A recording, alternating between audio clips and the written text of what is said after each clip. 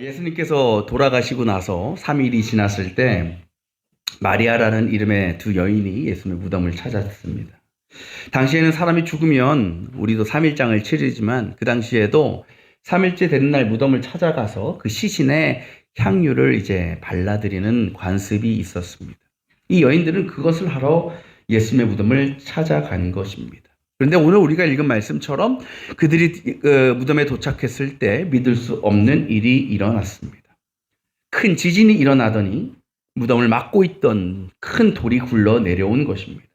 그런데 더 나아가서 그 돌 위에 하나님의 천사가 앉는 것이었습니다. 이전에 결코 본 적이 없었던 너무나 충격적이고 신비스러운 사건입니다. 그런데 이 장면을 두 마리아 말고 똑같이 목격한 사람들이 있었는데 그들이 누구냐? 그 무덤을 지키고 있던 군인들, 경비원들이었습니다. 곧 지금 예수님의 부활의 현장을 이 두 부류의 사람들이 똑같이 목격을 한 겁니다. 그런데 이 두 마리아와 이 로마 군인들의 모습을 보면 그 부활에 대한 반응이 너무나 다릅니다. 먼저 로마 군인들은 예수님의 부활의 사건 앞에서 어떻게 반응하느냐? 4절에 이렇게 얘기합니다. 지키던 사람들은 천사를 보고 두려워서 떨었고 죽은 사람처럼 되었다. 큰 두려움에 빠진 거예요.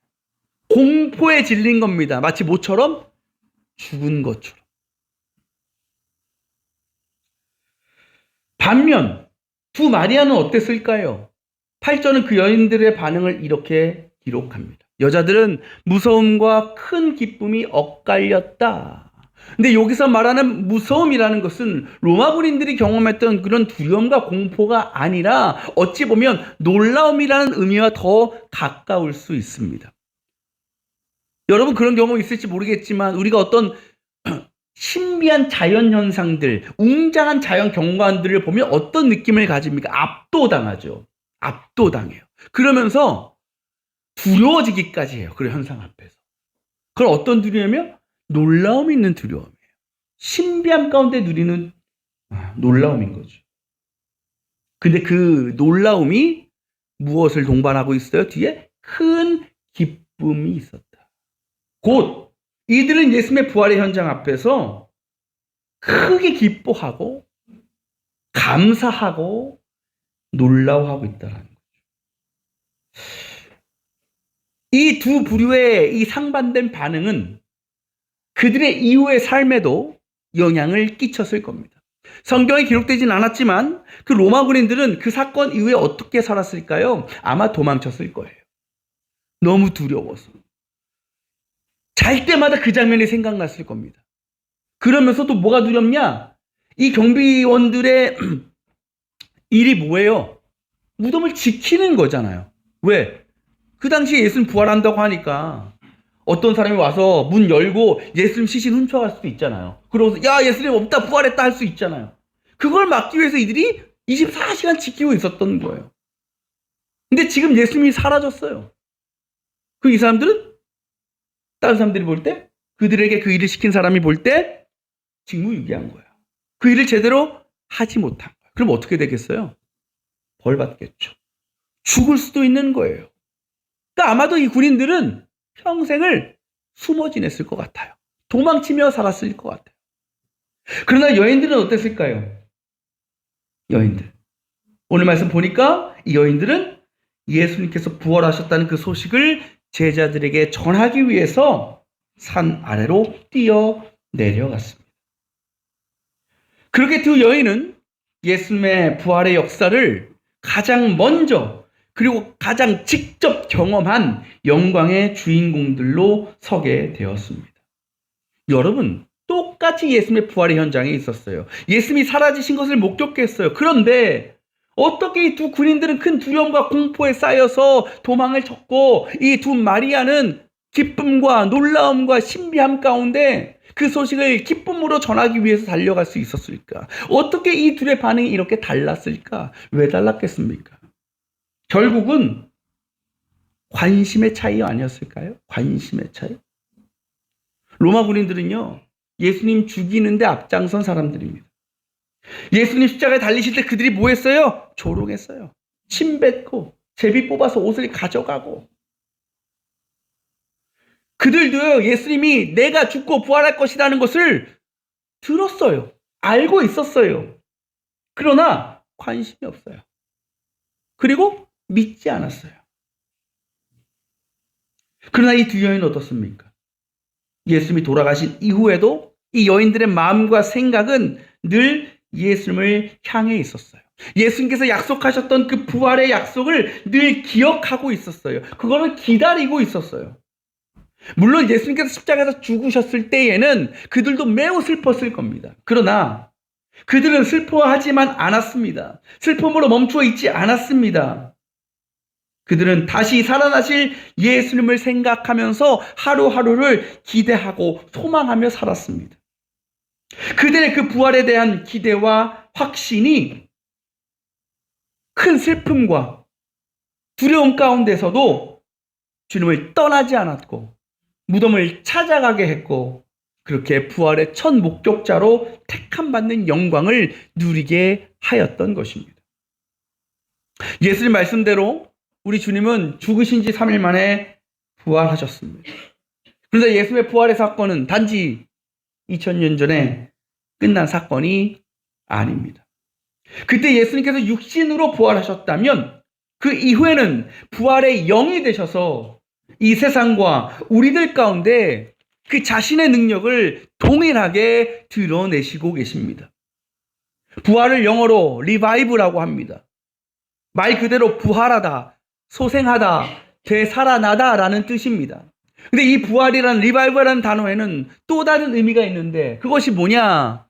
부활시키다, 소생시키다, 되살아나게 하다라는 뜻이 있어요. 곧 부활의 능력이라는 것은 나 스스로를 다시 살아나게 하는 능력임과 동시에 그것을 통해서 다른 이들까지도 부활시키고 살아나게 하는 능력이기도 하다라는 거죠. 이 후자로서의 부활의 능력을 우리가 이 세상 가운데 경험하며 살아갈 수 있다라는 겁니다. 곧 예수님의 부활은 예수님 자신뿐 아니라 저와 여러분의 삶과 영혼까지도 다시 살아나게 하고 회복되게 하고 소생하게 하는 능력인 것입니다. 그런데 그것을 누구나 누릴 수 있느냐? 그렇지 않다라는 거죠. 바로 예수님의 부활이 역사적 사실임을 의심하지 않고 믿고 살아가는 자에게, 그리고 지금도 우리 가운데 그 부활의 능력이 임하고 있다는 것을 믿고 그것을 소망하는 자에게 그 부활의 영광이, 능력이 역사한다라는 거죠. 저는 야구 좋아한다고 몇 번 말씀드렸잖아요. 야구에 이런 속설이 있어요. 한 경기에서 기회는 몇 번 오냐? 3번 온대요. 그러니까 대부분의 팀들은 한 경기를 치르면서 3번의 기회는 온대요. 근데 여러분, 상대방에게 3번의 기회가 왔어요. 반대로 얘기하면 그건 나에게 뭐가 되는 거예요? 위기가 되는 거죠. 이건 그러니까 무슨 얘기냐면, 우리가 이기려면 그 기회를 잘 잡는 것도 중요하지만 또 뭐가 중요해요? 위기를 잘 벗어나는 것도 중요하다라는 거예요. 자, 모든 스포츠 공격력이 있고 수비력이 있어요. 어느 팀이 더 강팀일까요? 어느 팀이 더 많은 승리를 거둘까요? 자, 공격력이 좋은 팀이, 그러니까 둘 중에 하나를 고르자면, 물론 좋은 팀은 둘 다 잘하지만 공격력이 더 중요하다. 손 들어보세요. 자, 됐어요. 수비력이 더 중요하다. 비슷합니다. 보세요. 둘 다 중요하죠. 근데 제가 생각할 때는 진짜 승리를 위해서는 공격력보다 수비가 더 중요하다고 생각해요. 곧 상대방이 점수를 낼 때에 낼 기회를 차단하고 막는 일을 잘하는 팀이 더 승리할 가능성이 높다라는 거죠. 왜? 아무리 공격력이 좋아요. 100점을 냈어요. 이야. 근데 상대방에서 101점 내면 져요. 근데 1점밖에 못 냈어. 근데 상대방을 한 점도 못 맞게 막았어. 이기는 거예요. 혹 내가 한 점도 못 냈다라고 하더라도 상대방의 공격을 다 막고 상대방도 한 점도 못 내게 만든다면 그건 뭐예요? 최소한 지지는 않는 거예요. 그 수비가 중요한 거예요. 그래서 수비가 잘하는 팀을 어떤 능력이 있다 그러냐면 위기 땡땡 능력. 뭐예요? 위기 땡땡 능력. 다들 뭐 성경책만 보고 설교만 들으셔서 스포츠를 안 좋아하시나? 우리 영희는 뭐야? 위기 무슨 능력이 좋다 그래? 위기 극복이란 말을 쓰나 보통? 위기 관리 능력. 그죠? 이게 위기 관리 능력이라는 게 이게 모든 분야에 다 쓰이는 거예요. 경제, 사회, 정치. 그러니까 우리가 위기 극복 능력이라는 말보다는 위기 관리 능력이라는 말을 훨씬 더 많이 씁니다. 근데 여러분 제가 이 단어를 생각하면서 아까 뭐 영인이도 얘기했지만 아니 영인의 말대로 위기 극복 능력이 돼야 되는 거 아니야? 왜 위기 관리 능력이라고 하지? 그런 궁금증이 들었어요. 그래 이 단어를 제가 살펴보면서 좀 어색하기도 해요. 그런데 이 단어 하나하나를 살펴보면서 왜 이런 단어를 썼는가를 제가 알게 됐어요. 여러분 여기서 관리라는 말이 나오잖아요. 관리. 관리라는 말이 뭡니까? 사전에서 찾아보면 관리는 이렇게 돼 있어요. 통솔하고 지휘하는 것. 통솔하고 지휘하다. 그다음에 관리의 주체가 누구예요? 누가 통솔하고 누가 지도해요? 내가 하는 거죠. 내가 관리의 주체가 되는 거예요. 그러면 이 말은 이렇게 해석할 수 있는 거예요. 우리가 삶 가운데 만나게 되는 수많은 위기를 내가 어떻게 바라보고 대응할 것인지는 누구에게 달려있냐? 결국 내 자신에게 달려있다라는 겁니다. 그러니까 위기 관리 능력이라면 이렇게 정리할 수 있는 거예요. 위기 가운데 내 자신을 지키고 다스리는 능력이 위기 관리 능력이다. 그래야 극복의 기회가 생기는 거예요. 그래야 역전의 기회를 잡을 수 있는 거예요. 우선 버텨야 되는 거예요. 지킬 수 있어야 되는 거예요. 말씀드린 대로 아무리 많은 점수를 낸다고 내가 다 이기는 게 아니에요. 아무리 높은 점수를 얻어도 상대방이 내 점수보다 1점이라도 더 많아지면 우리는 지게 될 수밖에 없습니다. 때문에 승리를 위해서 가장 중요한 것은 무엇이냐? 점수를 내는 것이 아니라 점수를 주지 않는 거예요. 위기를 잘 막는 것, 지키는 것, 관리하는 거예요. 우리 인생도 마찬가지인 것 같아요. 우리가 정말 복된 인생, 승리하는 인생 살고 싶다라고 얘기하죠. 그러려면 우리가 위기를 안 만나야 될 것 같아요. 늘 기쁘고 좋은 일만 있으면 좋을 것 같아요. 근데 우리가 그렇지 않잖아요. 살다 보면 여러 가지 위기와 어려움들을 만나게 됩니다. 근데 우리도 그 가운데 승리할 수 있다라는 거예요. 언제? 그 위기와 어려움 가운데 내 자신을 잘 지켜나갈 때. 그러니까 우리가 그 상황과 환경에 내가 지배되는 것이 아니라 오히려 내가 내 의지와 내 결단이 그 상황을 지배하고 이끌어가고 그렇게 내 자신을 지켜나갈 때 우리는 결국 승리로 나아가는 한 걸음 한 걸음을 걸어갈 수 있다는 겁니다. 우리는 충분히 그럴 수 있는 사람들. 왜? 우리는 모두 부활을 믿는 사람들이기 때문에. 또 완전히 죽으셨다가 또 완전히 살아나신 그 주님의 부활의 능력이 지금 나에게도 임하고 계시고 역사하고 계심을 믿기 때문에 예수님은요 절대로 자신의 현실에 이끌려가지 않으셨습니다. 수많은 고난과 핍박, 십자가의 죽으심이라는 그 위기의 상황을 주님은 직접 관리하셨어요. 주님이 직접 지휘하셨어요. 통솔하셨어요.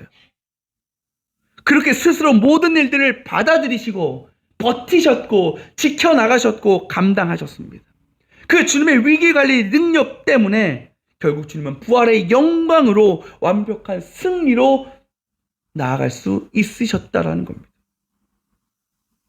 이 세상에 고난당하지 않는 사람은 단 하나도 없습니다. 모두가 인생을 살아가면서 수많은 위기를 만나게 됩니다. 어떤 사람은 그런 상황 속에서 모든 것을 포기하고 절망합니다. 끊임없이 자기 자신을 자책하고 다른 누군가를 원망하며 살아갑니다. 왜 그럴까요? 그게 끝이라고 생각하니까요. 반면 누군가는 어떤 위기를 만나도 위기를 만난 것 같지 않은 것처럼 살아가는 사람이 있어요. 언제나 흔들리지 않은 믿음으로 자신에게 맡겨진 일들을 충실하게 감당합니다. 누가 이렇게 살아갈 수 있을까? 그 위기가 끝이 아니라고 믿는 사람이겠죠. 내가 그 시간을 잘 버티고 지키고 감당하면 분명 나에게 새로운 변화의 시간, 회복의 때가 찾아올 것임을 믿고 살아가는 사람이 그렇게 살아가지 않겠습니까? 그것을 우리는 부활신앙이라고 부르는 것이고, 그 부활신앙으로 살아가는 우리 모두가 그렇게 살아갈 수 있어야 되는, 그것이 바로 우리가 세상과는 구별된 거룩함을 이 땅 가운데 드러내며 살아가는 것임을 여러분 기억하시길 바랍니다. 사랑하는 여러분, 오늘 말씀의 두 마리아가 예수님의 죽으심이라는 그 큰 위기 앞에서도 절대로 좌절하거나 절망하지 않았던, 그리고 예수님의 부활을 두려움이 아니라 큰 기쁨과 감격으로 맞이할 수 있었던 이유는 오직 한 가지입니다. 주님의 부활의 약속을 믿고 있었기 때문입니다. 그때를 소망하고 기다리고 있었기 때문입니다. 그렇게 그들은 주님의 죽으심이라는 큰 위기 앞에서도 흔들리지 않고 그 시간을 잘 버티고 감당해냈습니다. 스스로 신앙을 끝까지 지켜 나갔습니다. 그런 그들이 말씀드린 것처럼 예수님의 부활을 처음 목격한 놀라운 영광의 주인공이 될 수 있었습니다. 부활절을 맞이한 오늘 저와 여러분에게도 우리 주님의 부활이 이 두 마리아처럼 큰 기쁨과 또 소망이 되시기를 원합니다. 그 부활이 옛날 얘기지 뭐 신화 같은 이야기지가 아니라 예수님은 분명히 부활하셨고, 또 지금도 이 시대를 살아가는 저와 여러분들, 특별히 삶의 고난과 위기와 어려움 가운데 힘겹게 하루하루를 살아가는 그 삶의 자리에도 임하게 되는 줄, 그런 소생시키는 능력이요 되살아나게 하시는 능력임을 우리 모두가 믿고 나아갈 수 있기를 소망합니다. 그 믿음과 그 소망 가운데 그 어떤 삶의 어려움과 문제들이 우리를 무너뜨리지 못하도록 우리의 삶과 영혼을 잘 지키고 방어해 나가며 결국 하나님께서 이루시는 완전한 승리, 회복의 역사에 참여하며 우리도 주님과 더불어 큰 기쁨과 영광을 누리는 부활의 성도들로 살아가는 우리 모두가 다 되시기를 주님의 이름으로 축원합니다.